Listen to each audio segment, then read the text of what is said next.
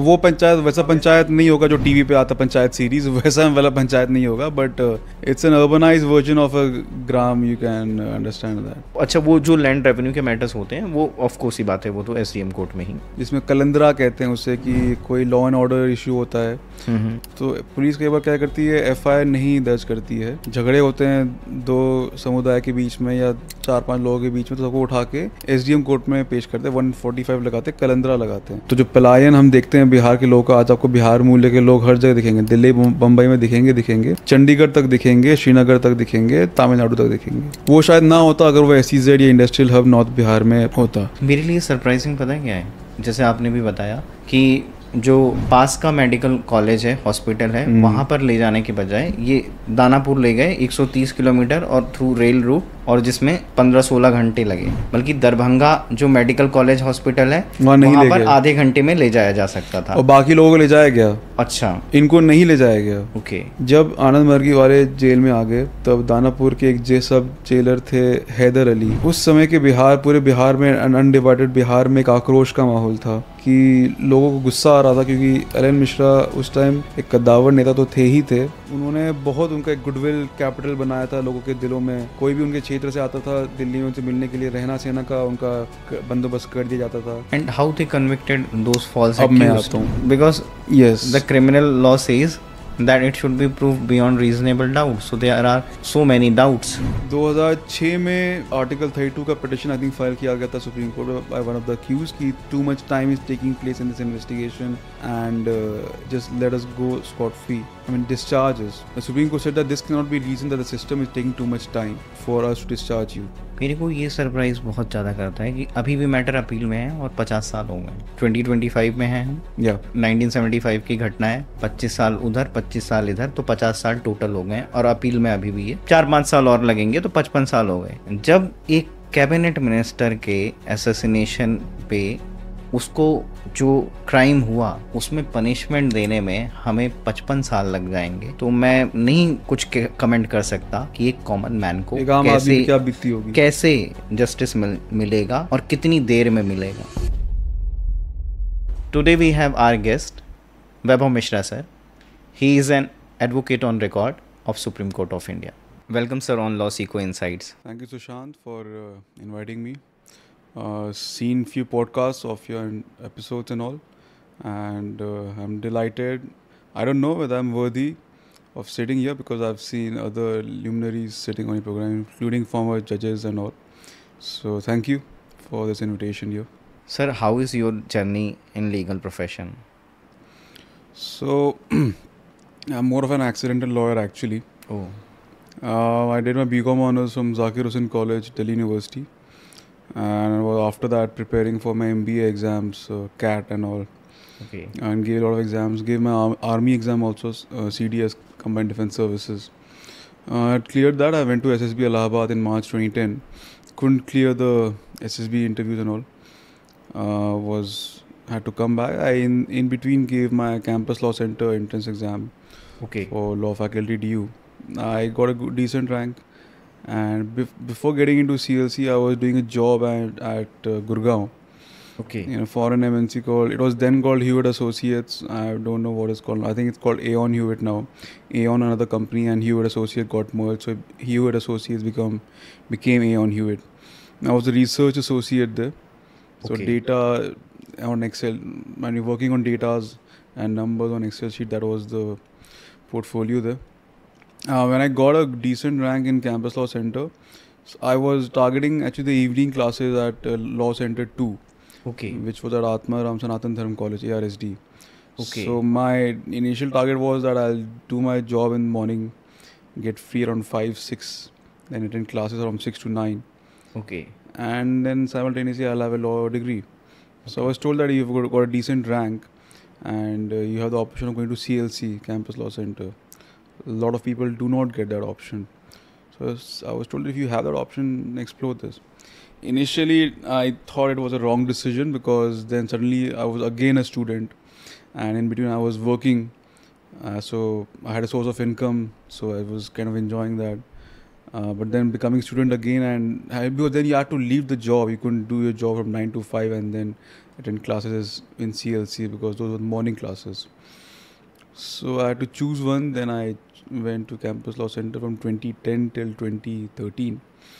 Um, After that, I was a law clerk in Supreme Court with Justice Shiv Kirti Singh, who later on became the TDSAT chairman, Telecom Disputes Appellate Tribunal. It was an interesting 9-10 months with his lordship. I was the only law clerk initially there, so I had to like there were 80 to 90 cases approx a day in the Supreme Court, and to manage that, make head notes on every case. And I was told to go from the trial court to the high court till the SLP made in the Supreme Court, so that a decent comprehensive head note is made per case. So it was a good learning experience, and a lot of research was involved on various legal points. So it was a good, decent experience there. And after that, I was working for a Surian company for about 2 months, 1.5 months, but then I got a job at Luthra and Luthra. So I thought Luthra and Luthra LNL is a good option. So then I was there for 1.5 years.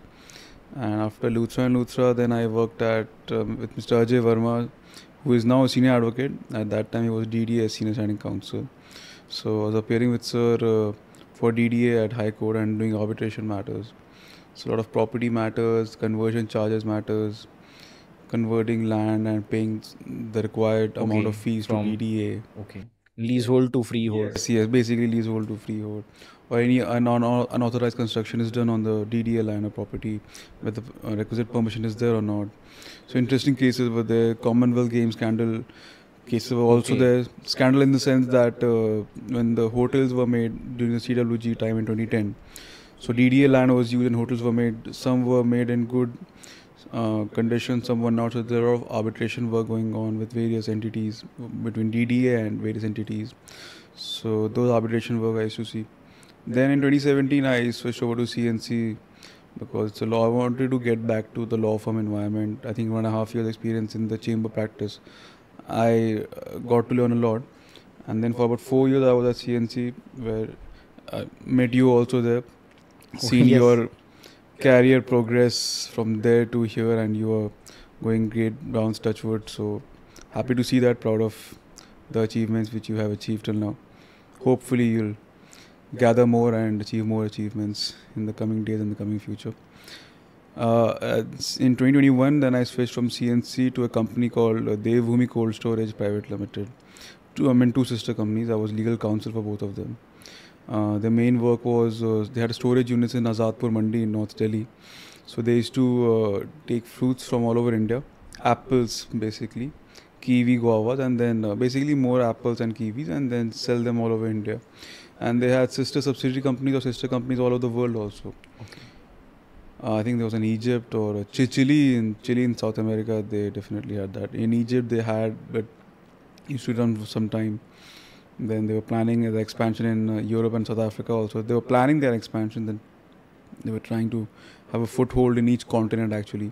Okay. So there was a lot of legal work to oversee as a legal counsel there. Okay. And I was on the retainership, so I could appear for them also because there was no hassle regarding that. I was not their employee, okay. So I used to appear for them also. Sir, what was the work there? Means what you were supposed to do there? So my work was litigation and non-litigation. Okay. Paperwork was there regarding certain agreements which the company used to have with different entities, looking their own employee track record and all, whatever paperwork of the company's employees. The company used to issue tenders for their project work in Shimla, in Himachal actually. So looking after the paperwork there. Then there were various sale deeds being drafted for various parts of land or property which the company wanted to acquire, so on. So various projects and all. There were different agreements all over India, some outside India also actually, agreements or discussions, and they were paperwork in literally everything actually. In litigation work, there was one litigation in the United States where the company I think had to recover a certain amount of money. A US law firm was hired, US counsels were hired, and since there's difference in time duration between India and the United States, so the case hearings used to start at 9-10 in the night. It used to go to 3-4 in the morning. So there was a particular incident where the evidence cross-examination used to take place virtually. So the company's employees or the vice president was to be cross-examined by the opposite party's counsel who was sitting in the United States, The witness is sitting here in India in New Delhi, and virtually to the virtual platform, cross-examination taking place, and the judge is also there virtually. Our counsel in the United States is there virtually. I'm here sitting in Delhi with the client, that is the vice president, employee of the companies and all. So a lot of things happened. Then cross-examination took place where we cross-examined, we being our counsel, cross-examined sitting in the United States. There was one incident where he had done his cross, he had asked a lot of questions, and he wanted to take our input, whether is there something left, something which we want, because it would become a hassle to call the witness again if something remained during the cross. So it was, I think, 2 or 3 in the night, and he called me, and I had to call the management, because if they were also watching and they were quite keen that everything sails smoothly and the matter is done properly and cross-examination takes place properly. So at 2 and 3 in the night, I had to call the management and ask, is something left, are you watching? So I said, these questions are covered, is anything? They said, it's fine then. This was interesting, this episode of this case. So this was one of the litigation and non-litigation things to be done as an in-house company, counsel for the company. Okay. And currently you are? Currently, I'm an advocate on record in the Supreme Court, and I'm a Union of India Group A counsel. I appear for the central government, and I also have a private practice. I am an assistant editor for the EDHCR project in Delhi High Court, where we make head notes on the various judgments pronounced by Delhi High Court, similar to the ESCR project of the Supreme Court. Okay. So Delhi High Court also has its own EDHCR project. Okay, sir. And I'm on the DLSA panel, Delhi Legal Service Authority panel for labour matters at Rouse Avenue Court. Okay. And I appear for Delhi government at SDM Court. Okay. Land revenue matters. Okay. This is SDM Model Town and SDM Narela marked to me. Okay. So I appear there as well. And I've recently been engaged as a standing counsel for National Medical Commission in Delhi High Court. And I'm a legal counsel for the Bureau of Indian Standards. Sir, SDM के सामने जो matters होते हैं, मतलब कैसे, कौन से matters होते हैं, तो उसको थोड़ा एलाबोरेट करेंगे? मेरे तो सिविल वाले हैं, क्योंकि रेवेन्यू की तरफ से मैं ग्राम पंचायत की तरफ से जाता हूँ दिल्ली गवर्नमेंट के. तो revenue matters are basically authorised. So is there any gram panchayat in Delhi as well? हाँ बिल्कुल. नरेला, अलीपुर, ये सारे गाँव ही तो हैं. Okay okay. ये ईस्ट ऑफ कैलाश से पीछे आप जाओगे, गाँव है सारे. ओके. आप ओखला की तरफ जाएंगे, वहाँ पे there is a 2 sides to this Okhla and east of Kailash के पीछे side there are a lot of villages. Okay. there. So वो नाम के ही villages. That's not like rural India वाले villages, but they are rural villages. You go to West Delhi, Najafgarh side, you'll find rural. Those are villages. वो पक्के घर है, कच्चे घर नहीं है, पक्के घर है, पर वो actually ग्राम सभा कहलाते हैं. तो ओके, वहाँ पे नॉर्थ ईस्ट में भी है, साउथ ईस्ट में भी है. तो वहाँ पर ग्राम सभा भी है? जी. Okay. Because why I'm asking, because we have heard about the MCD elections, municipal corporation elections, but in Delhi we haven't heard about the panchayat election, इसीलिए मैंने पूछा. वो पंचायत वैसा पंचायत नहीं होगा जो टीवी पे आता पंचायत सीरीज, वैसा वाला पंचायत नहीं होगा, but it's an urbanised version of a gram. You can understand that. अच्छा, वो जो लैंड रेवेन्यू के मैटर्स होते हैं वो ऑफ कोर्स ही बात है, वो तो एसडीएम कोर्ट में ही. बाकी क्रिमिनल मैटर्स भी होते हैं एसडीएम कोर्ट में 145 हाँ, एग्जैक्टली. जिसमें कलंदरा कहते हैं उससे, कि कोई लॉ एंड ऑर्डर इशू होता है. तो पुलिस कई बार क्या करती है, एफआईआर नहीं दर्ज करती है. झगड़े होते हैं 2 समुदाय के बीच में या 4-5 लोगों के बीच में, तो सबको उठा के एसडीएम कोर्ट में पेश करते हैं. 145 लगाते हैं, कलंदरा लगाते हैं. ओके. कलंदरा होता है कि कई बार को jail, if the SDM is of the opinion when he looks at them and looks at the offense they've done. मार पिटाई किस लेवल तक हुई है, क्या क्या वेपन्स इस्तेमाल किए गए एक दूसरे के ऊपर. अगर उनको लगता है कि जेल टाइम ज़रूरी है दिमाग ठंडा करने के, तो जेल टाइम डाल देते. उसमें बेल का क्या प्रोविज़न रहता है? बेल का नॉर्मल प्रोविज़न लगता है, पर कलंदरा है तो एक दिन का ही रहता है. बट वो छोटे मोटे होते हैं, एंड वो भी हर किसी को इतना बड़ा झगड़ा वगड़ा दिमाग ठंडा करने के लिए डाल देते हैं. अगर बहुत ही गहरी वाली मारा वारा था, तो एक था मुझे नोन जिसके साथ हुआ था ऐसा, वो तो एक दिन जेल बिता कर आया. तो जब आया दोबारा, आई स्टिल रिमेंबर, एक एसीपी लेवल वो तो सुनवाई हो रही थी, नॉट एसडीएम. तो सबसे पहले जब खड़ा किया उसके पीछे वाला, दिमाग ठंडा हुआ कि नहीं हुआ, उसको सबसे पहले बोले हाँ सर मैं गलती मानता हूँ. अब जाके फिर बेल बॉन्ड साइन कराया, फिर सिक्योरिटी के नाम पे वही फिर रिलीज़ कर दिया. फिर हाजिरी लगती थी हर. तो this is not a normal court, you can call this a quasi court. Exactly, it's a quasi court. Even here legal services are required. But I'm not there in the criminal side. I'm there on the civil side for the Gram Panchayat matters. Okay. Unauthorized using of agricultural land for non-agricultural purposes. That's a big issue actually. मतलब खेती बाड़ी की ज़मीन पे आप कुछ और इस्तेमाल कर रहे हो तो ये और आपने परमिशन नहीं लिया है और मतलब जो आई थिंक कन्वर्जन चार्जेस भी होते हैं, फीस भी होती है, वो नहीं दिया तो वो भी एक इश्यू रहता है। ये मैं चाहता हूँ ना कि अभी जैसे इसकी बात हुई तो lease hold and free hold के बारे में भी आप थोड़ा सा बताइए कि कैसे कन्वर्जन चार्जेस देके क्या सभी जो भी लीज होल्ड है उसको फ्री होल्ड कराया जा सकता है?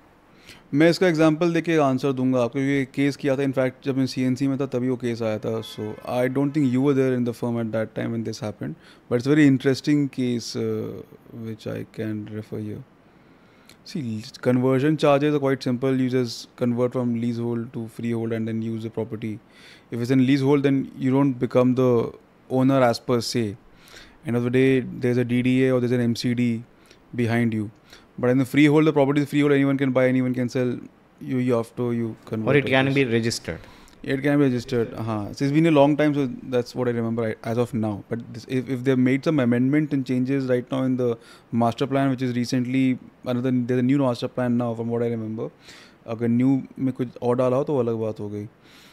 हमारे पास एक केस आया था मतलब when I was in the office of the firm, जिसमें there was a mill जिसको मॉल बनाना था। क्लाइंट के पास एक मिल था बड़ा हिंदूराव साइड में, इसको मॉल बनाना था। The client had apparently given conversion charges also to the department. It was MCD if I remember correctly. MCD has also accepted, but I think उस टाइम ये 2016-17 की बात है, 17-18 की बात है, जब एक कमिटी बैठी थी जो सीलिंग कर रही थी। पूरे दिल्ली में उस टाइम दुकान सील करे जा रहे थे। तो उस committee what I remember as of now, it's part of the record, matter भी आई थिंक हो चुका, तो I don't have any apprehension in saying as of now. ऐसा कुछ मैटर सब आई डोंट थिंक नहीं है हाई कोर्ट लेवल पे। उस कमिटी ने रोका लगा दिया था कि इसको अभी कन्वर्ट नहीं करना, they have to inspect the property कि कितना कन्वर्जन हो सकता है नहीं हो सकता। क्लाइंट वो सेइंग थी मैं तो पैसा दे चुका हूँ, कन्वर्जन चार्जेस जो होते हैं ये रो क्यों लग रही मुझे समझ नहीं आ रहा। We had filed a writ in high court, we got a favorable order. I think contempt was filed for MCD not initially adhering to the order. Later I think they did. Then जब ceiling के चक्कर में ceiling करते करते MCD officials या department officials after say of the committee I think sealed this property also. Okay. This property had nothing to do with sealing issue. Ceiling issue वो दुकान होती थी जो आई थिंक पटरी पे आ रही थी या जो ज़्यादा जितना इस्तेमाल करना चाहिए था विथ एंड एरिया का उससे ज़्यादा कर रही थी, वो दुकानें सील हो रही थी। लाजपत नगर में बहुत हुए थे, आई थिंक सरोजिनी नगर, मतलब पूरे दिल्ली में ये हुआ था। इस हमारे जो क्लाइंट का जो प्रॉपर्टी था उसको कोई लेना देना इससे नहीं था लगभग, तो उन्होंने सील कर दिया। उन्होंने सील कर दिया कि जो भी है अब सीलिंग के बाद जब इशू होगा कोर्ट तक देखा जाएगा।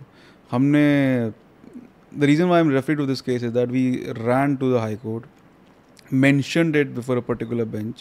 We got a senior advocate also to mention it. Our contempt petition / application was drafted at very high speed immediately, and it was mentioned, filed in the registry to be listed after lunch same day. This is all same day, morning se leke then same day after lunch to be listed. We again mentioned it after lunch around 3:30 ki we just to the court marcher that kindly inform the judge we have filed it, listing के लिए आपने allow कर दिया था, just check कर लीजिए कि registry branch से कोर्ट तक पहुंचा कि नहीं पहुंचा।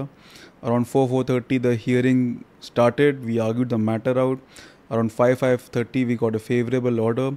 अराउंड 6:30 ताला खुल गया, डीसी हो गया। तो ये सुबह से लेकर शाम तक भाग भाग के करा। तो that's why I wanted to give this example that we had to literally run from pillar to post because it was wrong. It was actually wrong कि an issue which is not related to something else, you're correlating it, and then in other words, it was Babuism at its best. Yes. If I might put it like that. बाबूडम के चक्कर में इतना ज़्यादा नुकसान होता है business का, economy का, बहुत, वो इस केस से पता चलता है कि इवन फेवरेबल ऑर्डर्स के बाद भी सीलिंग हो रही है, भागदौड़ करना पड़ रहा है, और भागदौड़ करना पड़ रहा है। और उसके बाद मतलब ठीक है हमें रिलीफ मिल जा रही है। और एक चीज़ मैं मतलब ये मेरा एक्सपीरियंस है कि Delhi high court is very active in these matters. So if they see that there is something which is wrong, they try to mend it. Yeah, true. इस चीज़ में तो मैं मानता हूँ और really I appreciate and I'm proud to be a part of this bar. Yeah, this bar. Delhi bar. This bar is also active and this court is also active. Once you make them realize that something apparent error on the face of it is there, they take action. They take action. They don't wait for. वो छोड़ते नहीं है, मतलब फिर वो action उनको लेना ही है. इस बात का मतलब इस बात को मानना पड़ेगा कि दिल्ली हाई कोर्ट का ये no babuism, no red tapism here, जो वो उनको कोई भी ब्यूरोक्रेटिक अगर हर्डल है तो वो हटाते हैं फिर उसको, ये तो मानना पड़ेगा. If I may just add, I think it's because of the city also. The city is the capital of the country, so you will find a lot of interesting things happening in the city also. So the bar is a vibrant version of the city itself, and since the bar is a vibrant version of the city, you'll find the collegium of the bench also being that much active to see through these issues and then take action accordingly. Exactly. एक और चीज़ मैं add करूँगा Sushant, since it's kind of connected to the story कि मतलब भाग भाग के stay लेने की रेड टेपिज्म में और हाँ रेड टेपिज्म में एंड भाग भाग के आप कोर्ट से मदद मांगते हो, कैसे court go out of its way. ये तो दिल्ली की कहानी हुई. अब मैं आपको सिक्किम की कहानी बताता हूँ. एक क्लाइंट था साउथ का, हैदराबाद का. उन्हें टेंडर्स लेते थे वो रोड कंस्ट्रक्शन का लगभग एक्चुअली. ओके. उनको मिला था इंडो चाइना बॉर्डर पे. ये 2017 की बात है. उस time Doklam issue, if you remember, was हाँ डोकलाम इशू स्टैंड ऑफ था. डोकलाम इशू के बाद MHA काफ़ी एक्टिव हो गई थी इंडो चाइना बॉर्डर पे, बिकॉज दे न्यू दैट ये इशू एक बार नहीं अब कई बार आने वाला है. एंड देन 2020 में जो हुआ वो हमने देखा ही. गलवान जो वो तो के नॉर्थ में हुआ था, लद्दाख सेक्टर में. This was in north east sector, the Doklam Bhutan वाले सेक्टर में, भूटान बॉर्डर पे. सो MHA वो वेरी कीन कि जो भी रोड कनेक्टिविटी है नॉर्थ ईस्ट पे उसको अच्छा वो रैपिड पेस पे ठीक कराओ, काम करो इस पे. Our client, my client was given a contract work. For example कि 17 किलोमीटर का रोड दिया हुआ है तो वो 11 किलोमीटर तक काम कर चुका था, बाकी का 6 किलोमीटर काम बचा हुआ था. For whatever reason, mountainous area, hilly terrain, sometime cloud burst, sometime some protest, so on and so forth. अब सही है गलत वो अलग बात हो गई. तो सरकार ने क्या किया, डिपार्टमेंट ने क्या किया था कि उसके पीठ पीछे बचा हुआ काम था, वो टेंडर इशू करा दिया, नोटिस करा दिया. किसी और को दे दिया नहीं, नोटिफिकेशन इशू किया कि टेंडर आके लोग बिड करें. ओके. मेरे क्लाइंट ने बोला कि जब मेरा कॉन्ट्रैक्ट आपने टर्मिनेट नहीं किया है, मेरा लाइव एग्रीमेंट है आपके साथ, हाँ, तो अगर डिले हो रहा है तो आप मुझे पनिशमेंट करें, पेनल्टी दें. How can you terminate my contract and issue fresh bids for the same work जो मुझे करना था. मेरा तो लाइव कॉन्ट्रैक्ट है. So writ was filed in Sikkim high court through local councils. Notice was issued, stay was not granted. Sikkim, because of the weather pattern there, due to the location, छुट्टियाँ winters को ज़्यादा होती थी. ये नवंबर दिसंबर का टाइम था.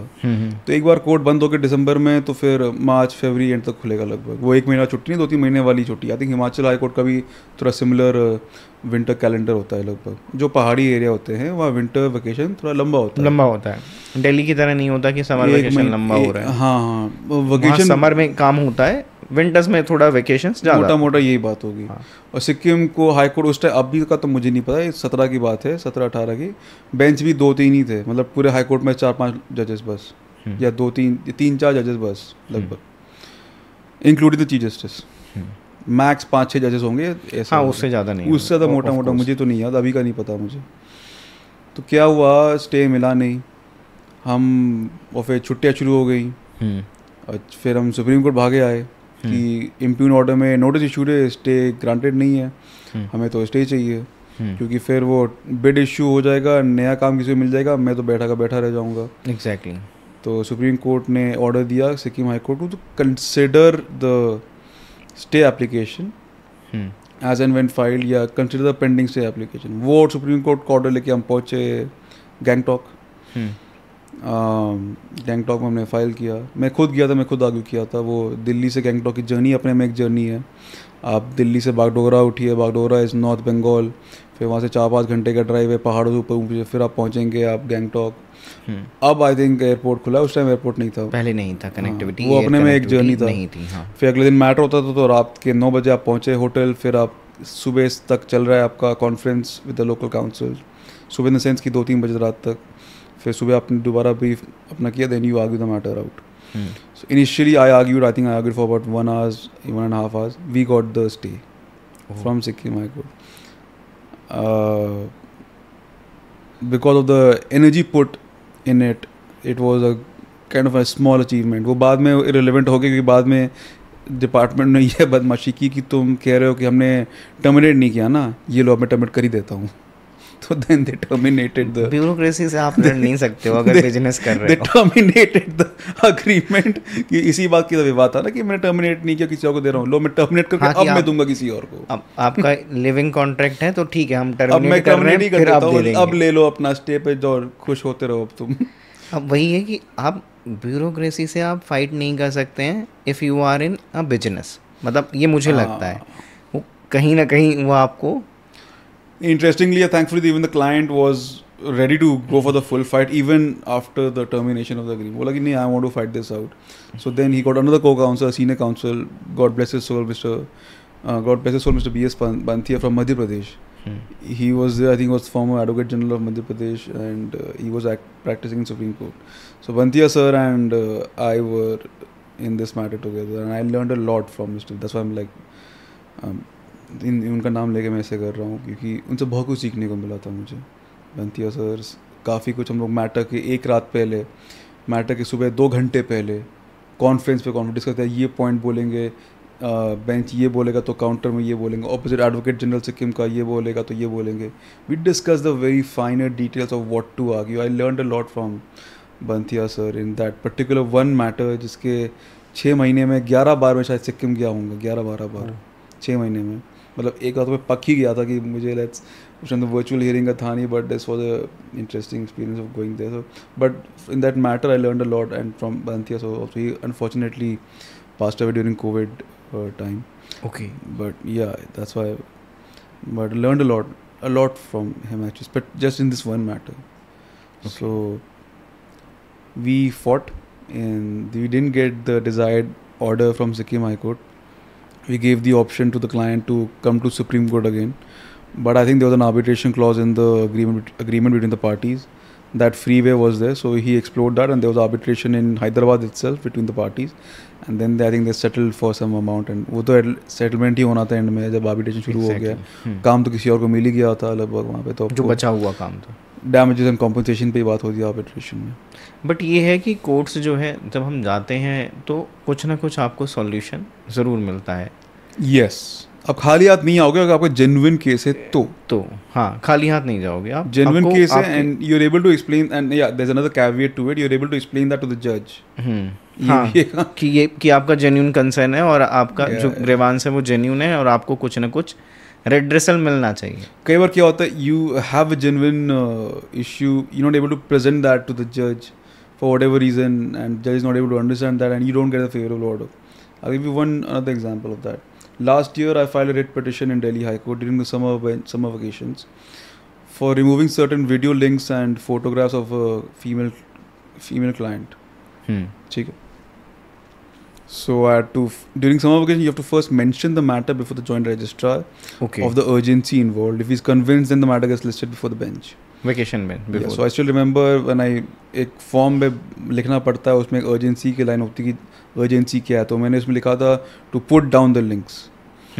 अब ऐसा मैटर तो रोज़ आता है नहीं है उस जॉइंट रजिस्ट्रार के पास, JR के पास, तो उसको समझ ही नहीं आया. तो वो पढ़ता to put down the links. मैंने बोला हाँ, to put down the links. What is that supposed to mean? Then I had to explain everything, that there's a girl whose videos and photographs are circulating on the internet. I made Google a party, I made Meta a party, because Facebook and Instagram are owned by Meta. Then Union of India was of course made a party there. This is Delhi High Court, so I don't have any apprehension in filing case against Union वैसे वहाँ पे. So this was all done. Matter was listed. ये उस दिन की बात है जिस दिन केजरीवाल जी का I think bail matter high court में लगा हुआ था. तो अपनी हियरिंग रात के 10 बजे हुई थी. JR के सामने फिर अर्जेंसी वो समझे, matter got listed. I think same day या next day matter got listed. Matter 9:45 बजे रात में सुनवाई हुई उसकी, क्योंकि उसी दिन 10 केजरीवाल बजे जी, ओके क्योंकि केजरीवाल जी का उस दिन बेल एप्लीकेशन लगा हुआ था।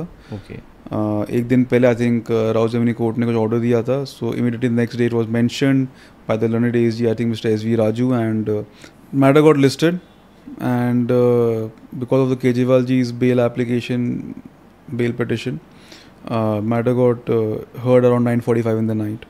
Okay. And this matter, Kejriwal ji's matter, was mentioned and listed by mentioned by the ASG, learned ASG, Mr. S.V. Raju, and got listed, heard for about 5 hours, after which other matters were heard, and then our matter got heard around 9:45. Okay उनको bell मिल गई थी, उनको Rouse Avenue court हाँ, से, फिर तो अगले bell दिन कैंसिलेशन के लिए बेल के लिए सरकार next day high court move करा, और उसके बाद उनका मैटर चल 5 घंटे चला। तो हमारा मैटर 9:45 बजे रात में आया लगभग, and we put forward a point, and we didn't get a stay.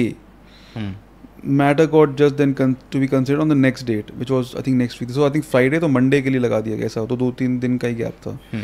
Monday को जब मैटर लगा, and I engage a senior because of the stakes involved in this particular case. Someone's circulating videos and photographs had to be put down, and there were so many.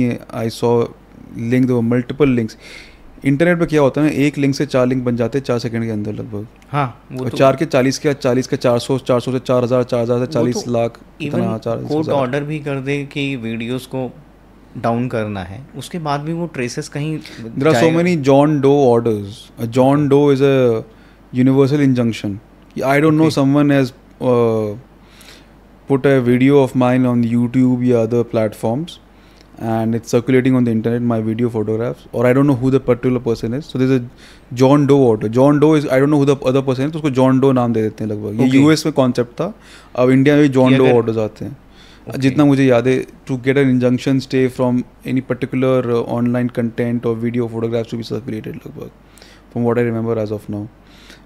So regarding this particular case, since the gravity of the situation was such, I had engaged a senior counsel to argue.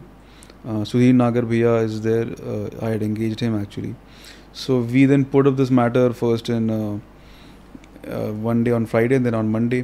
We didn't get a notice issued. The Google was asked to file a counter affidavit to respond to this petition. Google counsel was quite cooperative. In fact, this was not an adversarial litigation. We got full support from Instagram and Google, and even from Union of India to a lot of extent. They understood the situation and they supported us. The reason why I'm narrating this story now comes down to this, that to my initial early point कि कैसे आप put forward करते हो अपने point पर bench ही ना समझे या for whatever reason, तब there is no point. You need someone to understand even if you have a good case. तो जब मैटर नॉर्मल लिस्टिंग में हो रहा था, जब छुट्टियाँ ख़त्म हो गई थी, नॉर्मल बेंच के सामने लग गया था, तब उस बेंच के सामने मैटर आ ही नहीं पा रहा था, क्योंकि कॉजलेशन बहुत नीचे में था। हाँ, तो फिर वो सुन नहीं पा रहे डेट मिल तो एक डेट हो गया, फिर दूसरा डेट हो गया, तो मैं फिर तीसरे डेट के चक्कर में वेट करना चाहता नहीं था। तो मैं सोचा मेंशन कर दूंगा शाम के 5:30 बजे, क्योंकि तब आप मेंशन कर सकते हो कोई अर्जेंसी हो कि आप इसको अगले डेट पे टॉप 10 मैटर्स में लगा दीजिए या छोटी डेट दे दीजिए। So around 5:30 I mention this to the जज कि this is the case. I don't think he understood the gravity of the situation then, because then he kind of said that since notice is not issued, how can the party be asked to file counter affidavit? Google was asked to file counter affidavit. He said since notice is not issued, how can Google be asked to file counter affidavit? No, I don't have an answer to that. How can I answer that? Because there's an earlier bench which ordered that. So how can I answer that? So I said, my lord, just kindly see the situation and put it in top 10. He didn't adhere to accept. He just told me to just file an early hearing application. Okay. कि जल्दी सुन लेंगे। हाँ, but अभी मैं तुम्हें कुछ नहीं दूंगा शाम के 5 बजे। समझ गए आप? मेरा मूड, मतलब वो मूड भी वैसा होता है। आप क्या, you can not say anything also. Exactly. A जज के ऊपर भी काफ़ी कम्बरसम लाइफ होती है। सुबह 10:30 बजे से वो बैठे शाम के 5 बजे तक, and he is quite tired, and वो बोला यू मूव एन अर्ली। बहुत बर्डन सम होता है। I didn't understand what he meant then. I understood when I actually moved the early hearing application, because तब मैटर सप्लीमेंट्री में आया था after he moved the early hearing application. सुबह के 11 साढ़े 11 बजे मैटर आ गया था, because it was in the supplementary list. He then gave a detailed hearing. He heard us. Instagram को एडवांस कॉपी जा चुका था, Instagram के लॉयर्स आ चुके थे. They themselves said कि we've removed this. The judge gave us literally everything which we wanted. In fact, we've initially then said कि जब आप दे ही रहे हो then there's no point in pursuing the litigation because you're giving us what I wanted. And in fact order sheet में लिखवाया भी कि if there are further links found by the girl or by the council later onwards, you can just send them to Google, Instagram and they will remove it. ये order में लिखवाया and you can come back to the court also कि कोई issue ऐसा हो, लगभग जितना मुझे भी याद आ रहा है. So this is the extent of the relief which we got, which we did not get earlier around 5 in the evening जब मैं पहले mention कर रहा था. Exactly. So you need, the point in narrating this is that you need to understand the bench also. कि हाँ कि हम सही से कन्वे कर पाए ढंग से कर पाए. बेंच आपको दे देगा जो आप चाहती है. You need to convince them, understand the bench situation also. There are humans at the end of the day. You need to see that at 5 in the evening they might not. They are overburdened. They are overburdened all the time. From district judiciary to Supreme Court, they are always overburdened. Yes. As a lawyer, you need to understand this. ये मेरा छोटा experience है, मैं छोटी मुँह बड़ी बात भी कह सकता हूँ ये, but छोटा experience है मेरा, that you need to understand the bench. Because end of the day, सुबह सब 11:30 बजे जब ये matter लगा, we got almost all the relief which we wanted. But उस time नहीं मिला for whatever reason. So this is another small example कि you may have a good case, but you need to explain that in a very detailed and आराम से manner to the bench. Sir, there are many issues with our judiciary, with our legal profession. Like there is so much of delay in deciding the cases. और उसी में जब मैं एक case की बात करता हूँ तो मुझे बहुत ही सरप्राइजिंग लगता है 2 जनवरी 1975 का केस, जिसमें द देन रेल मिनिस्टर, उस समय के जो रेल मिनिस्टर थे एलन मिश्रा जी, उनका असैसिनेशन हो जाता है समस्तीपुर रेलवे स्टेशन पर बॉम्ब ब्लास्ट में. मतलब कोई ग्रेनेड उन पे फेंकता है और उसमें 2-3 लोग और उनकी भी डेथ हुई.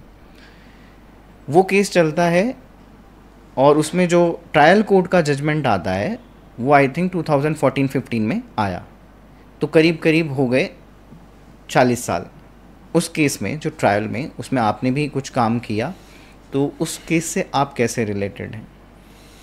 So Sushant, before I start narrating the whole incident and the whole story, I'd like to thank certain people because I won't be able to, once I start narrating it, I might forget. Mr. Kirti Uppal, who gave a very strong support. Mr. Ajit Sharma, Sudhir Nagar भैया जिनका मैंने पहले refer भी किया था. In fact, Mr. Mohit Mathur he also appeared in the matter. And my friends from CLC, Vijay Kasana, Bhanu Sanoria, Sadak Kongrokta, and many others who I might not remember as of now. Lawyers, Anshuman, a fellow lawyer from Bihar himself, and so many other people have supported in this muhim, if I can say. Lalit Narayan Mishra was my paternal grandfather. I'm his grandson. He was the former railway minister. Before that, he was the parliamentary secretary during Nehru ji's time. He was Minister of State for Defence Production from what I remember in the 1971 war. Labour Minister भी थे from what I remember, and Employment also. Foreign Trade Minister थे. Foreign Trade Minister के time उन्होंने doctor Manmohan Singh को politics में लाया. ये कहानी अपने में एक है. Doctor Singh himself narrated this story. इसके अलावा उन्होंने बहुत काम किया अपने कार्यालय में. एक जनता एक्सप्रेस थी उन्होंने शुरू करवाई थी. उस जनता एक्सप्रेस के ट्रेन के बोगी पे मधुबनी पेंटिंग्स उन्होंने लगवाई थी.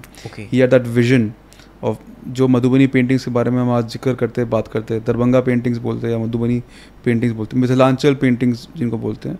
उन्होंने ट्रेन पे लगाया था कि ये ट्रेन जहाँ जहाँ जाएगी, ये बोगी जहाँ जहाँ जाएगी, लोग देखेंगे. तो he had that vision to how should I put it? He had a vision to make sure that people get to know about the cultural heritage of Mithilanchal area. Bihar itself. So Janata express, अभी एक और train Vaishali express है, उन्होंने शुरू करवाई थी. जनता से नाम से था आई थिंक उस टाइम पे. ही हैड अ विजन ऑफ लीची जो उगता है बिहार में, उसको एक्सपोर्ट कराया था जब I think foreign trade minister थे to all over the world. उसको उनका बहुत बड़ा योगदान था उसमें. एक्सपोर्ट प्रमोशन पे लगभग. Lot of people do not know this कि जब नोएडा बस रहा था 60-70 के दशक की बात है, ही had a vision along with many people कि सहरसा में एक SEZ बन जाए. ओके. जमशेदपुर जैसा सैटेलाइट टाउन नॉर्थ बिहार में बनाना था. Jamshedpur was a part of Bihar eight that time. Jharkhand उस टाइम नहीं था. हाँ. तो जो पलायन हम देखते हैं बिहार के लोगों का, आज आपको बिहार मूल्य के लोग हर जगह दिखेंगे. दिल्ली बम्बई में दिखेंगे, चंडीगढ़ तक दिखेंगे, श्रीनगर तक दिखेंगे, तमिलनाडु तक दिखेंगे. वो शायद ना होता अगर वो SEZ या इंडस्ट्रियल हब नॉर्थ बिहार में होता. So lot of that's a story and a conversation for another day. बहुत सारी चीज़ें हैं उसमें. 75 में ये एक रेलवे गॉज इनाग्रेशन के लिए गए थे, और इस रेलवे गॉज इनाग्रेशन जो वो समस्तीपुर में कर रहे थे, इससे पहले कई जगह कर चुके थे as a railway minister. UP में मेरठ में बड़ी लाइन का स्थापना के लिए, फिर वाराणसी जंक्शन के एक्सपेंशन के लिए फाइनेंशियल सैंक्शन का उन्होंने अप्रूवल दिया था, जो बाद में कमलेश्वर त्रिपाठी जी कमलापति त्रिपाठी जी रेलवे मंत्री बने थे, उन्होंने फिर करवाया था अपने कार्यालय में। तो उसका सैंक्शन आई थिंक मेरे ग्रैंडफादर के टाइम पे हुआ था। तो ये सब करने के बाद फिर समस्तीपुर में भी करना था रेलवे गॉज का इनाग्रेशन। समस्तीपुर टू मुजफ्फरपुर वाली लाइन थी। वो पोडियम पे खड़े थे, अपना स्पीच दे रहे थे। स्पीच लगभग ख़त्म होने के बाद 2-3 लोग आए, बॉम्ब फेंका उन पे। He was grievously injured. वो थे, उनके छोटे भाई लेट डॉक्टर जगन्नाथ मिश्रा जी भी थे, and who later on became Chief Minister of Bihar and was the Agriculture Minister of India in central government. They were taken to a place not nearby but very far away. There was other injured people were taken to Darbhanga Medical Hospital, Darbhanga Medical College from what I remember. He was not taken there, he was taken to Danapur, जो 14 से 16 घंटा लगा। और ये अपने में एक पे कमेटी बैठी थी, ट्रायल कोर्ट रिकॉर्ड से आए कमेटी बैठी थी, क्या समस्तीपुर से दानापुर एक ही स्टेट के 2 शहर के बीच में 14 से 16 घंटा लगना चाहिए क्या? जवाब है नहीं। कमेटी में आती है कि retired air force senior level official थे एंड और भी लोग थे। Lot of witnesses came before that committee and lot of examination was done, lot of documents were also seen from what I remember as of now. The committee gave its report that this much amount of time should not have taken for a train to reach from Samastipur to Danapur. Who did this? Why did such a person did so? What was the conspiracy? The committee left that for the investigation agency to figure it out. मेरे लिए surprising पता है क्या है? मैं ये नहीं मतलब ये सरप्राइजिंग है बहुत, जैसे आपने भी बताया कि जो पास का मेडिकल कॉलेज है, हॉस्पिटल है, वहाँ पर ले जाने के बजाय ये दानापुर ले गए 130 किलोमीटर और थ्रू रेल रूट, और जिसमें 15-16 घंटे लगे। बल्कि दरभंगा जो मेडिकल कॉलेज हॉस्पिटल है वहाँ पर आधे घंटे में ले जाया जा सकता था, और बाकी लोगों को ले जाया गया। अच्छा, इनको नहीं ले जाया गया। ओके। तो ये मुझे अभी तक मतलब because I was reading so many media reports, तो मुझे ये चीज़ मिली और मुझे बड़ी सरप्राइजिंग लगी कि ऐसा कैसे डिसीजन लिया जा सकता था। So this is one aspect of the conspiracy. The other aspect is that this case was actually cracked 10 days by the Bihar police. Frankly speaking, this case was actually cracked within 10 days. Certain people were arrested. But ये तो फिर CBI को नहीं मैं बताता हूँ ना पहले। उसके 10 दिन बाद CBI को हैंड ओवर किया गया बिहार सरकार की तरफ से। But local police had already started its own investigation before the CBI was handed over. लगभग through police, the CBI had arrested certain people जिन्होंने अपने interrogation under section 164 CRPC before the magistrate. Sushant, I'm repeating myself. Under section 164 CRPC before the magistrate, not before the police. The confession was done in the court. Before the magistrate. Before the police. It was before the magistrate. It has no evidentiary value. Exactly. Before the magistrate, आप अपना गुनाह कबूल करो एक जज के सामने। उस कबूलनामा में उन्होंने 2-3 नाम लिए। उस नामों का रिश्ता था उस टाइम की तत्कालीन सरकार से, इनफैक्ट PMO ऑफिशियल से। वो नाम मैटर सब जुडिस है। In fact I should have given this caveat earlier कि जो matter sub judice right now in Delhi high court, so I will only say which is in public domain. Okay. उन्होंने कुछ नाम लिए जो उस टाइम के PMO ऑफिशियल से जुड़े हुए थे। मैटर अब जून 75 तक पहुंच गया, मार्च से लेकर जून 75। जून 75 में इमरजेंसी लग गई। अब गेम शुरू होता है। जून 75 से नवंबर 75 तक इन्वेस्टिगेशन ट्रैजेक्टरी चेंज कर दी जाती है बाय द इन्वेस्टिगेशन एजेंसी। क्यों? क्योंकि जिनको पकड़ा गया था उन्होंने कुछ नाम लिए थे। वो नाम जा रहे थे सरकार तरफ से। सरकार में भी कहाँ? प्राइम मिनिस्टर ऑफिशियल के साथ, ऑफिशियल्स के साथ, PMO officials might go beyond, I am putting my neck out in saying this, might go beyond PMO to whatever. अब ये आपके ऑडियंस अपने आप समझ जाएं। नवंबर 1975 तक उन्हीं अक्यूज़ को CBI ने एप्लीकेशन मूव किया कि इनको डिस्चार्ज कर दिया जाए। ये एप्लीकेशन अक्यूज़ भी नहीं मूव करते हैं, ना उनके रिश्तेदार मूव करते हैं। इन्वेस्टिगेशन एजेंसी जिनका काम था असली गुनहगार को पकड़ना, मूव करती है एप्लीकेशन CBI की इनको डिस्चार्ज कर दिया। वो एप्लीकेशन भी पढ़ा है मैंने, इस पर ऑर्डर भी लगभग देखा था मैंने, because I have been through the trial court records, I have seen them. CBI तब तक पकड़ती है कल्ट ग्रुप आनंद वर्गी के लोगों को, फॉलोवर्स को। उस आनंद मर्गी कल्ट के फॉलोअर्स को 2 केस में अक्यूज बनाया जाता है सिमिलर टाइम फ्रेम में, सिमिलर आसपास के दिनों में. One is an attack on the ex chief justice of India, I think mister A.N. Ray from what I remember, वो CGI एट दैट टाइम. तिलक मार के लाल बत्ती पे वो अपने गाड़ी में बैठे हुए थे, बॉम्ब फेंक के उनकी गाड़ी के ऊपर, वो बच गए. सेम सेट ऑफ अक्यूज को बनाया गया उस केस में, same set of accused for Anand Margi बनाया गया मेरे ग्रैंडफादर के केस में जो समस्तीपुर में थे, L N Mishra ji. My grandfather could not survive the attack on him. Out of the accused, one was a practicing lawyer also, Mr. Ranjan Dwivedi, a Supreme Court lawyer. He unfortunately passed away. There are 2-3 other accused still alive. And the case was that because there was a confession by the early set of accused, जिनको हम actually असली अपराधी, असली accused मानते हैं, तो आनंद मर्गी के इस ग्रुप में भी एक से इन्होंने confession निकलवाया CBI के उन ऑफिशियल्स ने. जब मैं CBI बोलता हूँ, I want to clarify, I am not blaming the agency. I am blaming certain officials of that time. Not आज की CBI का ऑफिशियल मेरा कोई लेना देना नहीं है, ना मैं इन्हें ब्लेम करता हूं. जो भी उस समय के भी कुछ ऑफिशियल्स को वो भी मैं क्यों कह रहा हूँ, मैं I will just explain in some time. In Anand Margi group के जो 4-5 लोग पकड़े गए थे, एक को कन्फेशन दिलवाया ताकि एक काउंटर बैलेंस केस बन जाए एंड CBI को लगे कि इन्होंने ही करवाया है, ताकि एक नरेटिव बन जाए जो मैं कह रहा हूँ. अब मैं बताता हूँ कि ये नरेटिव क्यों मैं कह रहा हूँ. जब आनंद मर्गी वाले जेल में आ गए तब दानापुर के एक सब जेलर थे हैदर अली. उस समय के बिहार, पूरे बिहार में, अनडिवाइडेड बिहार में एक आक्रोश का माहौल था कि लोगों को गुस्सा आ रहा था क्योंकि एलन मिश्रा उस टाइम एक कद्दावर नेता तो थे ही थे. उन्होंने बहुत उनका एक गुडविल कैपिटल बनाया था लोगों के दिलों में. कोई भी उनके क्षेत्र से आता था दिल्ली में, उनसे मिलने के लिए रहना सहना का उनका बंदोबस्त कर दिया जाता था. जेब में पैसे नहीं है तो अपने ऑफिशियल को बोल के कुछ पैसे भी जेब में डलवा दिए जाते थे. वापस जाने का ट्रेन का टिकट नहीं करवाया है तो वो भी करवाया जाता. Anyone could access his office, could meet him with an issue. उनकी देखभाल भी की जाती थी, खान पान का भी देखा जाता था. So he had lot of great goodwill and he had a vision and thought process कि रेलवे पटरी बिछाया जाए हर जगह. कहीं भी रेलवे पटरी बचेगी, एक प्लेटफॉर्म बनेगा, एक छोटा मार्केट बनेगा, एक लाइवलीहुड का इकोसिस्टम बन जाएगा. आपको रातों रात दिखेगा एक रूरल एरिया कुछ दिनों में या कुछ महीनों में एक सेमी अर्बन एरिया बन गया. कनेक्टिविटी बन जाती है तो एक छोटा मार्केट बन जाएगा, तो एक शहर बन जाएगा छोटा छोटा, इस तरीके से. सो उन्होंने बहुत जगह रेलवे पटरी की लाइन बिछाई गई थी और कई लोगों को नौकरी भी मिली क्योंकि एक इकोसिस्टम बन गया तो नौकरी का भी जरिया बन गया था. तो बहुत लोग का दिल का जुड़ा था. मुझे कोई मिलता था बोलता था कि जिस दिन आपके दादाजी का डेथ हुआ था हमारे घर में एक रोटी कम बनी. ऐसे भी लोग मिले थे मुझे. मैं उनको जानता नहीं था, उन्होंने खुद ये कहानी सुनाई मुझे. और फिर जब मैं ये कहानी किसी और जगह पब्लिक प्लेटफॉर्म पे बताया तो एक किसी ने ऑडियंस से हाथ खड़ा किया था, हाँ मेरे घर भी एक रोटी कम बनी थी, मेरे घर तो खाना ही नहीं बना था.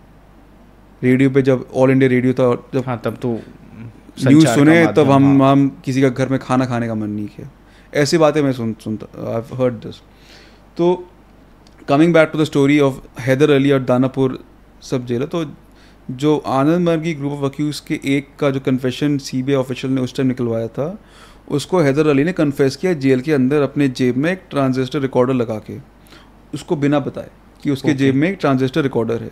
और उससे पूछा कि तुम ये क्यों कर रहे हो. मुझे पता है तुम झूठ बोल रहे हो, सबको पता तुम झूठ बोल रहे हो, तुम क्यों बोल रहे हो, ऐसा क्यों कर, to take him into confidence and to extract something from him. He then narrated the accused which we claim as the false accused कि मुझे ये ऑफिशियल्स आते हैं मारते पीटते हैं, इसीलिए मैं कन्फेस, मुझे गाली गलौज देते, मुझे माँ से मिलने नहीं देते अपने, ये वो करके, तो मैं टॉर्चर में लिटरली कर रहा हूँ. ये the sub jailer recorded this in transistor and they send it to Bihar CID. Bihar CID से ये पहुंचा CBI ऑफिशियल्स के पास. डी सेन उस टाइम हेड कर रहे थे. CBI के डायरेक्टर डी सेन भागे भागे पटना आए, उस ट्रांजिस्टर रिकॉर्ड को सीज कर दिया गया एंड उस सब जेलर का वहाँ से ट्रांसफ़र कराया गया. And justice VM Tarkunde in his report writes कि the PMO officials were themselves overseeing कि इस सब जेलर का वहाँ से ट्रांसफ़र कराओ. Then Justice VM Tarkunde writes कि why would, well he actually said I think PM या PMO या PM, and उस टाइम की PM कौन थे 75 में, I don't need to name anyone, जिनको पता है उनको पता है, people can Google who was the Prime Minister in 1975. Justice Tarkunde writes why would a Prime Minister be so interested in the transfer of a sub jailer in Bihar, in Danapur, and from one place to another. Those who want to understand can understand between the lines. So this was one aspect of the case. Then 1975 के बाद 1977 में सरकार बदल गई, जनता सरकार आ गई थी, मोरारजी देसाई प्रधानमंत्री बन गए थे, चौधरी चरण सिंह जी होम मिनिस्टर थे, बिहार के मुख्यमंत्री थे Karpoori Thakur ji. My grandmother met I think Karpoori Thakur ji for re investigation in this case. Justice V N. Tarkunde, जिनका मैं जिक्र कर रहा था, who was first a Bombay High Court judge, then became a senior advocate in Supreme Court, was asked to give his opinion on the case. He gave a lot of details into the case as to what went wrong, who was the conspirators, and what had happened. Apart from this, there was a book called Who Killed Ellen Mishra, an Indian Express Investigation. This was written by, I think, Mr. Arun Shuri, who was then a journalist with Indian Express. Later on, he became a cabinet minister in Mr. Atal Bihari Vajpayee's government in 98-99. Then the Bihar police did its own investigation, Bihar CID police. IPS officer थे Mr. S.B. Sahai, and I think Mr. D.P. Ocha was also. These are renowned people in the Bihar police IPS circles, I think. So they did their own investigation, and all these investigation reports pointed to something else, against which totally contradicts what the CBI was saying, and contradicts what Justice Matthew Commission was saying. Justice Matthew Commission was formed during the Congress rule. Justice Matthew Commission said that since the investigation is being done by CBI, so they cannot say whether it's right or wrong or who the accused should be. But they blindly, if I could put the word, were relying upon CBI to do the investigation. Whereas Justice Tarkunde in his investigation or his opinion said something contradiction to that, totally else. So did the Bihar police in its report, and so did the book called Who Killed Ellen Mishra.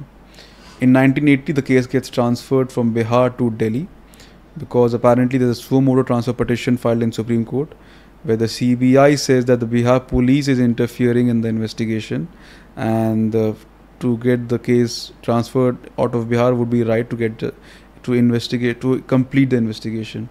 In that transfer petition, there are affidavits filed by Bihar government, Bihar police, jailer of Haider Ali ji का जिनका मैं नाम जिक्र कर रहा था अभी, him and other people, DP Oja साहब का भी I think affidavit था कि do not transfer the case from Bihar to Delhi. The moment you transfer the case from Bihar to Delhi, this case gets botched up a bit. Because that officials are here only. Which eventually happened. The Supreme Court in its wisdom transferred the case in 1980. 1980 से फिर 2014 लगा trial court को case खत्म करने में. And how they convicted those false अब मैं accused? आता हूँ. Because yes, the criminal law says that it should be proved beyond reasonable doubt. So there are so many doubts. 2006 में आर्टिकल 32 का पिटिशन आई थिंक फाइल किया गया था supreme court by one of the accused कि too much time is taking place in this investigation and just let us go scot-free. I mean, discharges. The Supreme Court said that this cannot be reason that the system is taking too much time for us to discharge you. Matter then went ahead by the trial court level. 2011, they again filed a writ petition, Article 32. Same plea. The bench was different this time, I think. That too much time has elapsed and it's is going nowhere and can he discharge us? Supreme Court again said that this cannot be reason just because the system is slow, so the matter should be discharged, the accused should be discharged.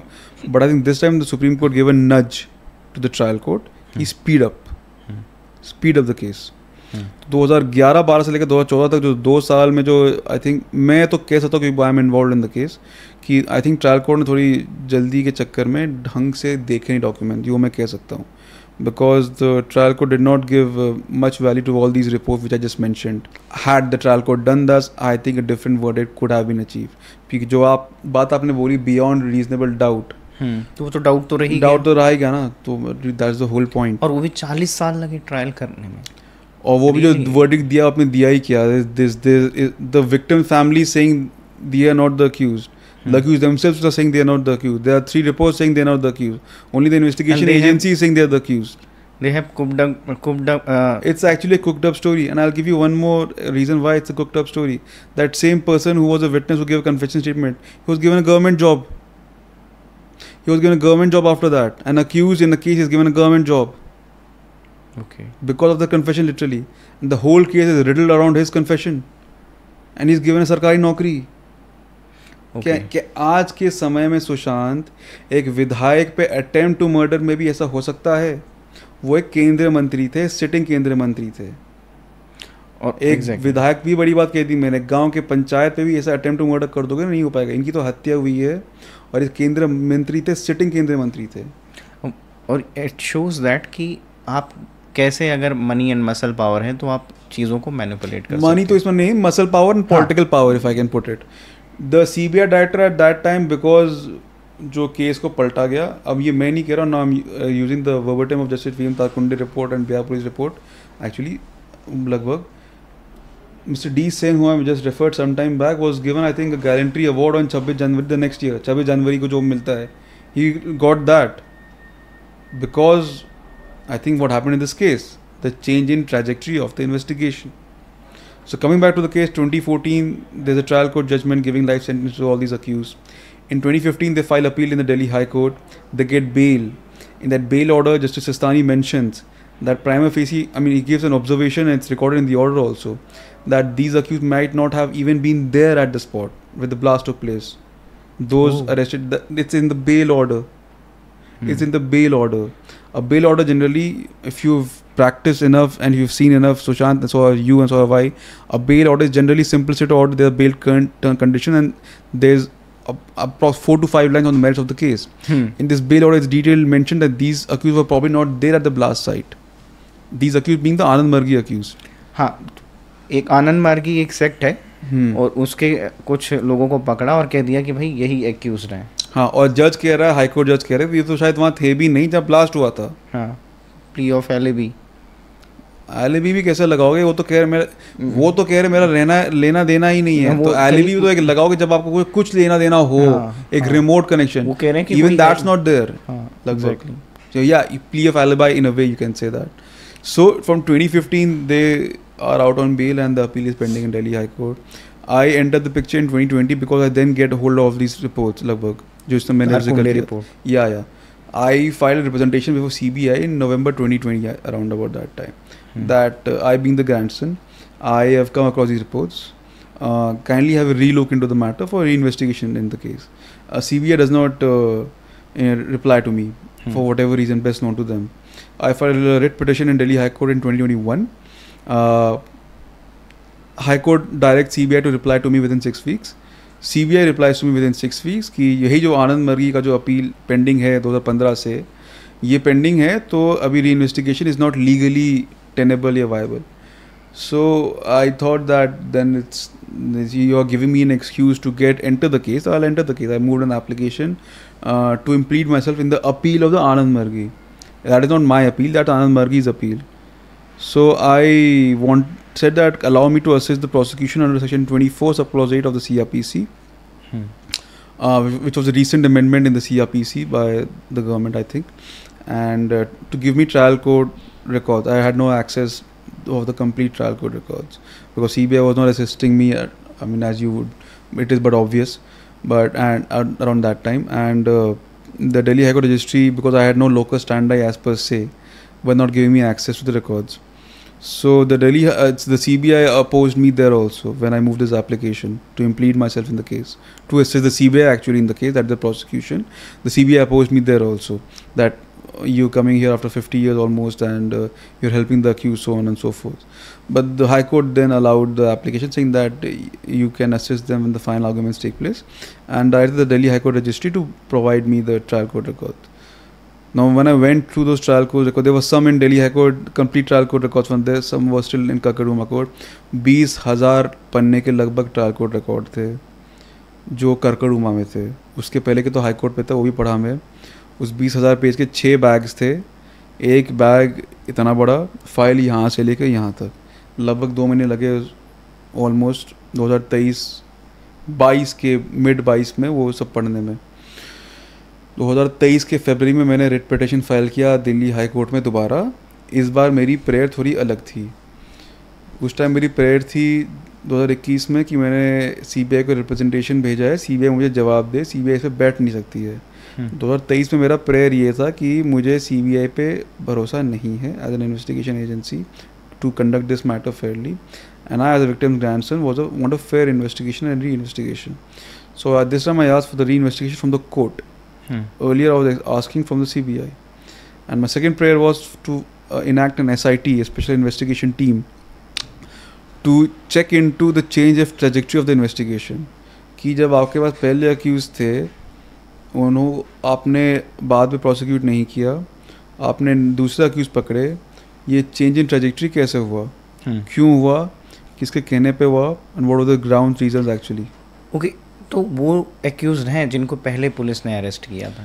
I think अभी भी हैं, क्योंकि 2007 में या 6 में ये लोग as a court witness आए थे in the trial court. But around that time, they said that they changed their statement. If the matter is sub judice, Sushant, so I can't explain much. But the statement was a bit not similar to what the statement was earlier when they had made the confession statement. Okay. So yeah, there was a change, but it is but obvious it will be because there's so much of time lapsed, and you had as earlier support of the agency also, if I can put it that way, because of the circumstances around. So yeah, I think they might, but that is not my job to look into. If the agency is convinced that reinvestigation is required, the agency can look into it. So as I was saying, I filed a writ in 2023 February in Delhi High Court for reinvestigation and appointment of SIT. The Delhi High Court actually dismissed the writ petition, saying that it's similar to what the early petition was, so on and so forth, mota mota. I then filed an SLP in Supreme Court, and in October 2023 I got an order that I was given liberty to assist the bench. So these are different from the earlier order which I received from Delhi High Court. Okay. Supreme Court told me that whenever the final arguments take place of the Anand Margi appeal, you assist the division bench. Okay. So I don't need to assist the prosecution anymore. I will speak to the bench directly. Earlier I had to speak through the prosecution. Now you can directly. Yeah, the prosecution could have allowed me to assist or could not have allowed. And I want to explain, I'll just digress a bit, Sushant, because it's important for the audience to know that Section 24 subclause 8 allows the victims to assist the prosecution. It's a recent phenomena. This was not there in 1975. Because I get to hear this question कि 50 साल से क्या सो रहे थे क्या जो अब जागे हो. तो ये मैं कहना चाहता हूँ कि victims' right to assist in a case is a recent legal jurisprudence phenomenon. In BNSS also a victim can assist from whatever I know, a little bit of BNSS and BNS I think. But in CRPC Section 24 subclause 8 amendment is a recent phenomenon where a victim's family can assist the prosecution. Earlier it was only the state against the accused. The state, right, wrong, whatever, were representing the victim. So we didn't have that right as per se to as an audience or to just speak before the court. As the Section 24 subclause 8 through which I filed the application is a recent 2021 or recent phenomenon, and through which I filed the application 2022. So this is just to digress and say that 50 years pehle aisa nahi tha. We had to rely upon the state, and this is a dichotomy in itself, that the victim's family and the accused both are saying that the investigation agency and that investigation agency is supposed to be fighting on my behalf, not fight against me in the court. So that's a dichotomy in itself. So cutting the long story short, then I got the Supreme Court relief that I can assist the division bench in the appeal of Anand Margi.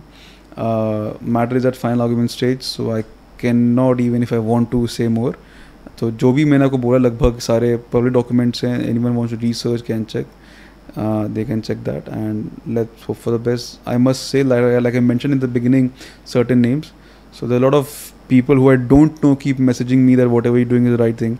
I was expecting this thank you or best of luck messages from people of my uncle's age, my father's age, my grandfather's age, so still around people in their 90s, 80s. But I'm 37. People not only my age group, but people younger than me message me. I don't know them. Or when they get to know that this all development has happened in the case, they call me or they meet me and they tell me that we heard about such things. It's good to know that some action is taking place at this end. So I didn't expect that. That's a surprise for me also. मेरे को ये surprise बहुत ज़्यादा करता है कि अभी भी मैटर अपील में है और 50 साल हो गए हैं. 2025 में हैं हम. 1975 की घटना है. 25 साल उधर, 25 साल इधर, तो 50 साल टोटल हो गए और अपील में अभी भी है. 4-5 साल और लगेंगे तो 55 साल हो गए. जब एक कैबिनेट मिनिस्टर के असैसिनेशन पे उसको जो क्राइम हुआ उसमें पनिशमेंट देने में हमें 55 साल लग जाएंगे, तो मैं नहीं कुछ कमेंट कर सकता कि एक कॉमन मैन को कैसे जस्टिस मिलेगा और कितनी देर में मिलेगा. इसलिए मैंने ये आपको जिक्र किया अभी कि मुझे कितने मैसेजेस कॉल्स आते थे उन लोगों को जिनको मैं जानता भी नहीं था। ये मतलब टचवुड आशीर्वाद मैं कह सकता हूँ पब्लिक का, मेरे परिवार के ऊपर या मेरे ऊपर, जो मेरे ग्रैंडफादर के ऊपर, दादाजी के ऊपर, ये लोगों का आशीर्वाद है और ये पीढ़ी ब पीढ़ी आ रहा है। और ये मैं ये भी कहना चाहता हूँ कि जिन्होंने उनकी हत्या की, ये उनकी हार है कि आज भी उनकी हत्या के 50 साल बाद भी अगर लोगों के दिलों में ललित बाबू हैं, he was fondly known as Lalit Babu, अगर लोगों के दिलों में आज भी ललित बाबू हैं उनकी हत्या के 50 साल बाद भी, तो जिन्होंने उनकी हत्या की वो नाकामयाब रहे, उनकी हार हुई है। क्योंकि ये एक सोच कि आपने हत्या की, कर नहीं पाए, आप चाहते थे करना। ट्रायल में 40 साल क्यों लग गए? ट्रायल में 40 ईयर्स लगभग लग गए, फिर अपील में अभी भी चल रहा है। मतलब क्या रीज़न है ट्रायल को इतना टाइम लेने के? अगर आनंद मार्गी जी थे तो वो तो 2-3 साल में ही आप ले आए थे, तो उसी समय कन्विक्ट कर देते। There were so many witnesses involved. I mean, you can blame the system also a bit. There's so many witnesses involved to whom cross-examination should have exactly. Then you transfer the case from one state to another. Then you have to bring the whole backlog from one state to another. वही है, वो भी एक time लगता है. Then the early this case was being I think held in Tizari. फिर Tizari transfer हुआ Karkaduma for whatever administrative reason. Delhi में भी ट्रांसफर हुआ। दिल्ली में क्यों ट्रांसफर हुआ? ये एक्चुअली इसकी क्या जरूरत थी? I think there must have been some administrative reason, because I think from what I remember this matter was first being heard at Tis Hazari court and then it got transferred to Karkardooma court. कुछ administrative reason ही होगा, otherwise I don't see any reason for being transferred from one court, one district court to another district court actually. I don't know the exact reason, so I won't be able in a good position to answer this. But I think it must have been or should have been or could have been an administrative reason itself. But be that as it may, the point which you have correctly put that एक केंद्रीय मंत्री की हत्या में इतना समय लग जाता है, मैंने पहले उसके ट्रायल में प्लस अपील में, फाइनलिटी कराने के केस में इतना समय लग जाता है, ट्रायल फाइनलिटी में, और फाइनलिटी अभी तक पहुंची नहीं है। कन्विक्शन हो गया पर उस पर भी 4 सवाल उठ गए हैं और फाइनल आर्गुमेंट स्टेज पर है, अपीलेट स्टेज पे। तो ये दर्शाता है कि एक आम नागरिक क्या एक्सपेक्ट कर सकता है। एग्जैक्टली क्या एक्सपेक्ट, अगर आज मेरे साथ मेरे फैमिली में या किसी के भी फैमिली में कुछ क्राइम होता है तो हम कितने साल में उसको वो मतलब जो ट्रायल है और बाकी फिर अपील है वो फाइनलिटी पे पहुंचेगी, वी डोंट नो। हो सकता है मैं वकील अगर ना होता तो ये शायद मैं भी लड़ाई इतनी नहीं कर पाता, मुझे पता ही नहीं होता। हाँ, मुझे सेक्शन 24 सबक्लॉज 8 के बारे में पता ही नहीं होता। एग्जैक्टली ये रिपोर्ट मेरे हाथ में लग जाती है, इनको कैसे इस्तेमाल करूँ मुझे पता ही नहीं होता। एग्जैक्टली रेट में आप सीबीआई के खिलाफ केस कर सकते हैं, आर्टिकल 226 में क्या कर सकते हैं मुझे पता ही नहीं होता। So there lot of extrapolates involved in such a situation, such a scenario, what you can do, what you cannot do, what you should have done, what you could have done. But yeah, I'll come back to that point again कि ये जनता का ही प्यार आशीर्वाद है जो जुड़ा हुआ है हमारे परिवार के साथ, हमारे साथ, जो हमें थोड़ा पुश करता है कि we need to see justice. अब लोग एक सवाल पूछते भी कि अब जिनको शायद आप हत्या कांड के लोग मानते हो शायद इस दुनिया में नहीं रहे, जिनकी तरफ इशारा जाता है, उंगली जाता है, तो मिलेगा क्या एंड में? Who will you convict in the end? It's a question which pops up every now and then to me. तो my answer is basically this: 100 years from now I won't be alive. But this truth in this case needs to be there कि 100 साल बाद भी कोई पढ़े ललित नारायण मिश्रा के बारे में तो उनके कार्यालय के बारे में पढ़े, उन्होंने काम क्या किया बिहार के लिए, अनडिवाइडेड बिहार के लिए. लोग उनको आज लोहरदगा और जमशेदपुर में भी याद करते हैं, गोंडा देवघर में भी याद करते हैं, तो यूपी में भी याद करते हैं, गोरखपुर में भी. There is a railway hospital named after in Gorakhpur also. ये लोगों की प्यार है उनके लिए. किसी हमारा परिवार का इन लोकेशन से लेना देना नहीं उतना कि हमें कुछ पैसा आता हो या कुछ आता हो. सरकारी जगह है, उनके नाम से मेमोरी में लगाए हुए सरकारी जगह ही है, पर ये लोगों का प्यार है उनके लिए अक्रॉस इंडिया. तो 100 साल बाद भी कोई पढ़े ललित नारायण मिश्रा के बारे में तो उनको पता हो कि उन्होंने अपने कार्य में क्या क्या काम किया जो लोगों के दिल में इतने बस गए थे. लोगों ने उनकी डेथ के बाद अनगिनत जगह उनका नाम रखा, उनकी याद में इतने इवेंट्स एंड प्रोग्राम्स होते थे. लाल किले में 75-76 में after 1 year of his anniversary there were so many Congress political leaders used to do that program at Lal Qila, ये रेडफोर्ट, जहाँ पे 15 अगस्त की प्रोग्राम होता है लगभग. एक ये भी कि सच्चाई क्या थी वो सामने आ जाए, सामने आए, उनके कार्यालय के बारे में क्या काम किया, उनका डेथ किसने क्या हुआ, कैसे छुपाया गया. those who were the actual actual killers. कैसे गलत लोगों को फंसाया गया लगभग, फिर ये कौन लोग थे जिन्होंने असली में हत्या की. ये बात ऑफिशियल करना बहुत ज़रूरी है. अनऑफिशियली तो बहुत कहानियाँ चलती हैं, पर ये अनऑफिशियली कहानियाँ एक टाइम के बाद ख़त्म हो जाएंगी लगभग. to officialize that and what the real, to get the truth out is the fight for that. ताकि officially नाम उन्हीं का रहे जो conspiracy में थे. That is all what re-investigation is for, and what the fair investigation is, which we are looking forward to. Hopefully it happens one day, touch wood. Sir आपने NCLT और DRT में भी आपके केसेस रहे, तो NCLT और DRT में कौन कौन से केसेस होते हैं, किस नेचर के होते हैं? So basically the Insolvency and Bankruptcy Code came about in 2016, the act, for recovery purposes actually. Operational creditors and financial creditors. Operational creditors है कि मैंने आपके लिए कुछ काम किया, आपने मुझे पैसे नहीं दिए, ये हो गया ऑपरेशन क्रेडिटर्स, ठीक है. और against file against corporate debtors जिसको पैसे देने हैं. ये मैं हिंदी में थोड़े सरल तरीके से मैं एग्जांपल दिया मैंने. फाइनेंशियल क्रेडिटर्स हो गए इन सिंपल टर्म जिन्होंने लोन दिया, कुछ काम नहीं किया, फाइनेंशियल लोन दिया, पैसे नहीं वापस आए और मैं पैसे नहीं दे रहा हूँ उनको, वो हो गया फाइनेंशियल क्रेडिटर्स मोटा, ठीक है. जब ये एक्ट नया नया आया था तो there's a lot of confusion as to who comes under the jurisdiction, because initially I think the jurisdiction was quite less. COVID time the jurisdiction was increased, so the ambit limit for people filing their claims changed a lot actually during 2020 and 2021 from what I remember. Clientele इस cases के लिए वही ज़्यादा companies and corporate entities ही थे. बाद में एक supreme court judgement आया था जिसमें आई थिंक फाइनेंशियल क्रेडिटर्स में होम बायर्स का डेफिनेशन भी आ गया था. आई थिंक जैसे रोहिंटन नरिमन जी का जजमेंट था फ्रॉम व्हाट आई रिमेंबर, कि when a home buyer against a builder can file an NCLT for as a financial creditor from what I remember. This was in 2021 के आसपास, this judgement या 2020 के आसपास, कि होम बायर्स भी NCLT में builder के अगेंस्ट जा सकते हैं. बिल्डर के अगेंस्ट या मतलब you can come under the ambit of financial creditor, कि आपने पैसे दिए वापस करने के लिए, और वापस ना तो पोजीशन दे रहे हैं ना पैसे दे रहे हैं.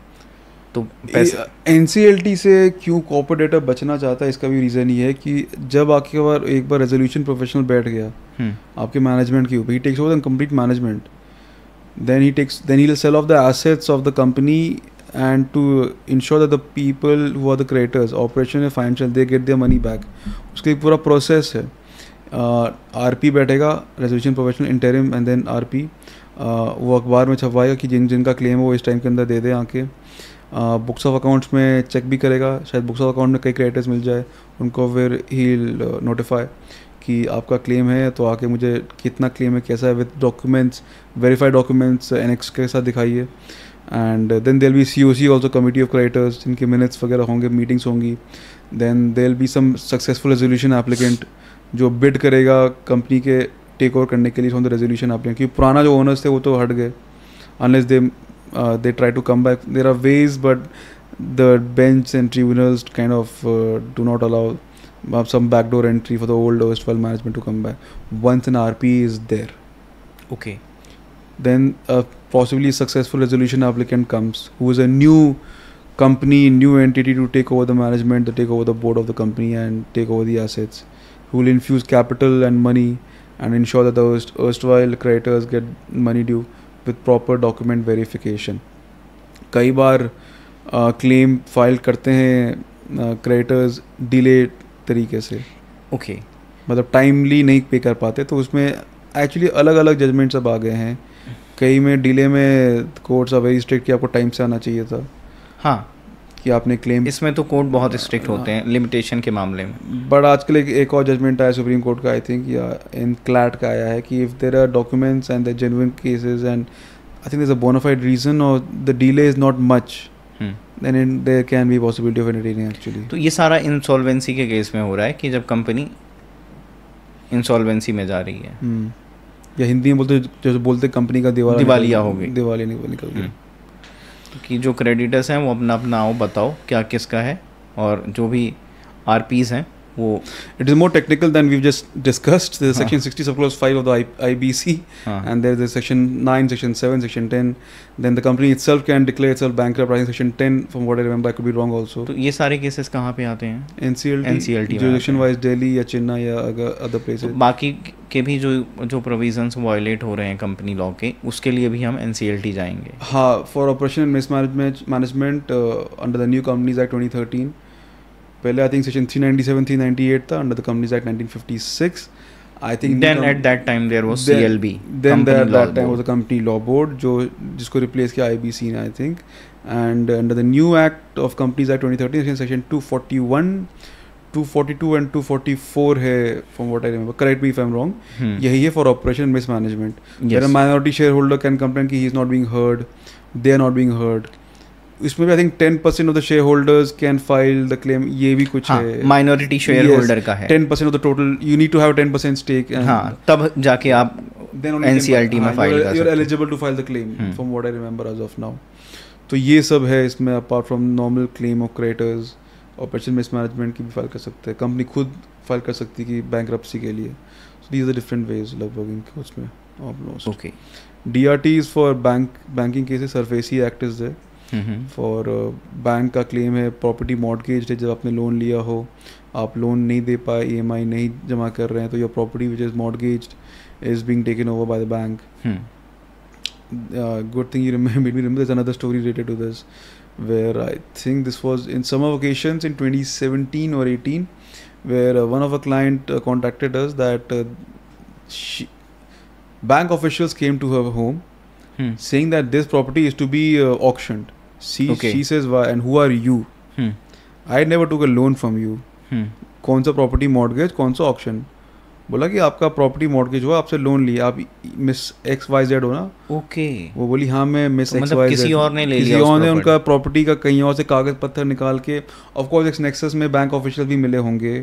हाँ. रजिस्ट्रार के ऑफिस से भी पैसे तो ले गए वो. हाँ मिले होंगे. तो जिस इंसान को पता भी नहीं था, उस इंसान का प्रॉपर्टी मॉर्गेज कर दिया गया, नकली कागज़ बना के, नकली साइन करा के, लोन लेके, जो असली इंसान था वो भाग गया.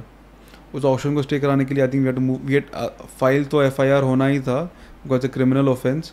उसके अलावा स्टे के लिए we had to move DRT also, what I remember this was summer vacation 2017 और 2018. तो DRT में बेसिकली वही मैटर्स होते हैं जो बैंक से रिलेटेड होते हैं, डेट के. Debt Recovery Tribunal. हाँ, Debt Recovery Tribunal. And then DRAT, Debt Recovery Appellate Tribunal. तो ओके, मान लीजिए किसी ने बैंक से लोन लिया, वो पे नहीं कर रहे हैं बैंक को, तो बैंक DRT जाएगा? बैंक अपना रिकवरी के लिए DRT जाएगा. एंड सेक्शन 13 सब का नोटिस भी इसमें काम आता है, I think for recovery purposes या स्टे पर्पसेस. और क्या लिमिट है, मतलब कितने से ज़्यादा ऊपर का loan? I don't remember the exact limitation, 60 or 90 days. Limitation for what? For filing the claim? Limit of money, limit of loan, pecuniary jurisdiction. Yes pecuniary jurisdiction कितना है? मिनिमम है, मैक्सिमम का पता नहीं. 20 मिनिमम ही 2 से 5 लाख है या 5 से 10 लाख ऐसा कुछ है. From what I remember, I could be wrong also. Maximum तो ऑफ कोर्स उसका क्या सीलिंग होगा लगभग. तो बैंक डायरेक्टली आपसे आके पैसे नहीं ले सकते हैं वापस, उनको जाना नोटिस पड़ेगा. तो बैंक भेज सकता है आपको, फिर रिकवरी के लिए तो कोर्ट जाना पड़ेगा. रिकवरी के लिए DRT जाना पड़ेगा. हाँ, DM को भी ऑर्डर कई बार जाता है from the tribunal to seize the asset. DM में डिस्ट्रिक्ट मजिस्ट्रेट लगभग वो भी इन्वॉल्व हो जाते हैं. DRT उनको ऑर्डर करेगा. हाँ, टू लोकल SHO को मिला के प्रॉपर्टी सीज एसेट करने का. Okay. I was gonna say something regarding this DRT and property का मॉर्गेज का.